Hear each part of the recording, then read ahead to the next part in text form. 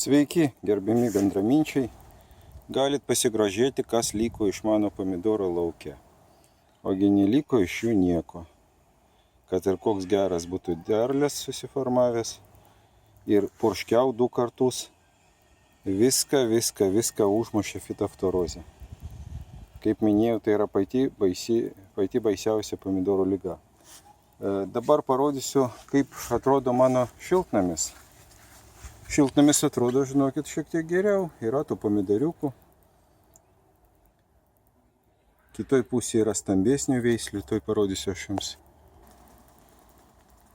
Štai čia mano mėgstamiausias pomidoras Arkado hybridas. Kaip minėjau, jisai niekada manęs nepaveda, kad ir kokia bjauri vasara. Jisai yra atsparus drėgnam orui, atsparus šalčiui ir atsparus lygoms. Tai yra patikrinta veislė. Ir juodasis princas irgi nepavedė. Juodasis princas, va matot, irgi kokiam kekiam užmesgė pomidorus. O šiaip tai šiais metais ypatingai pasigirti negaliu, nei vieno raudono pomidoro dar nėra tekę nuskinti. Mano uošviai turi šiltnamį iš polikarbonato, tai jie prieš porą savaičių jau po truputį pradėjo pomidorus skinti. Įdomiausia tai, kad buvo, sakykime, padarytas grynas eksperimentas, nes buvo sadinti tie patys mano užauginti daigai, tos pačios veislės pomidoro ir koks, matot, didelis skirtumas. Jeigu yra vasara gera, tai ar plėvelė, ar polikarbonatas ypatingo skirtumo nėra. Bet jeigu vasara tokia ekstremaliai bjauri kaip šiais metais, tai polikarbonatas savo duoda. Aš nufilmuosiu būtinai jums filmuką, tiesiog palyginsiu, kaip atrodo pomidorai plėveliniam šiltnamy ir kaip atrodo tie patys pomidorai, tadagi vienu metu užsėti daigai, kaip atrodo polikarbonatiniam šiltnamy. O dabar aš ne prie to vedu, aš jums noriu parodyti kultūrą, kuri puikiai dera, netgi kai vasara yra ekstremaliai šalta. Nu, pasigirsiu, paprikų aš irgi turiu. Visai neblogai paprikos užsimesgė, o tos geltonas jau galima skinti, nes tai yra tokia veislė, jinai gali būti valgoma ir neparaudonavusi. Bet yra tokių visai neblogų paprikų, tos, kurios dar turi paraudonuoti. Ir vienintelė bėda, kurią aš šiais metais turiu su paprikomis, tai šliužai. Kovoju visais įmanomais būdais, o būdai yra tik tai 2. Jos galima sugauti ir sunaikinti, tiesiog sutraiškyti. Arba galima panaudoti specialius granulės. Feramol berods vadinasi tos granulės, brangios, bet tikrai veikia.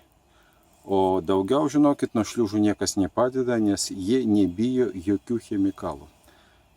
Paprikos, kaip minėjau, neblogos, bet dabar parodysiu tai, kas jau užderėjo, nežiūrint šaltą vasarą. Ir jūs turbūt neatspėsite, kas tai bus. O tai bus, žinokite, baklažanai. Pažiūrėkit, kaip gražiai atrodo, kokie spalvoti dekoratyviniai lapai, kokie gražūs žiedai galima vietoj gėlių sodinti. Ir turime ir vaisių. Va, yra jau šiek tiek. O toks, pažiūrėkit, koks gražuolis, visai nemažas. Čia veislė japonų karlikas. Užauginta jinai yra lauke ir net nebuvo uždengta. Jokios plėvelės, jokio šiltnamio. Tai va, taip kad jeigu jūs neauginate baklažanų, dėl to, kad abejojate dar, kad jie gali užaugti mūsų kraštuose, tai meskit tos abejonės į šoną ir būtinai baklažanus sekančiais metais užauginkite. Nes jie yra gražus, jie yra skanus, juos labai sveika valgyti. Ir kaip matot, net ir esant labai bjauriam orui, baklažanai sugeba lauke augti ir duoti derlių. Ir dar vienas pliusas baklažanų, jie neserga tom lygom, kuriuom serga pomidorai. Praktiškai kas gali dar pakenkti baklažanam, šiek tiek tai amarai. Bet su amarais pakankamai paprasta yra kovoti. Tai va, matot, koks grožis. Aš artimiausiam dienom, o gal netgi šiandien, nufilmuosiu jums pirmą filmuką iš naujos mano serijos. Aš parodysiu, kągi galima iš tų užaugintų daržovių pagaminti. Ir pagaminsiu aš šį kartą vieną mano mėgstamiausių patiekalų iš baklažanų. Tai bus toks labai skanus užkandis prie vyno. Galima prie balto, galima prie raudono. Na, o kai baklažano atsiras po savaitės kitos jau pakankamai didelis kiekis, tada aš jums būtinai parodysiu, kaip gaminamas tiesiog karališkas patiekalas, kuris vadinasi musakas.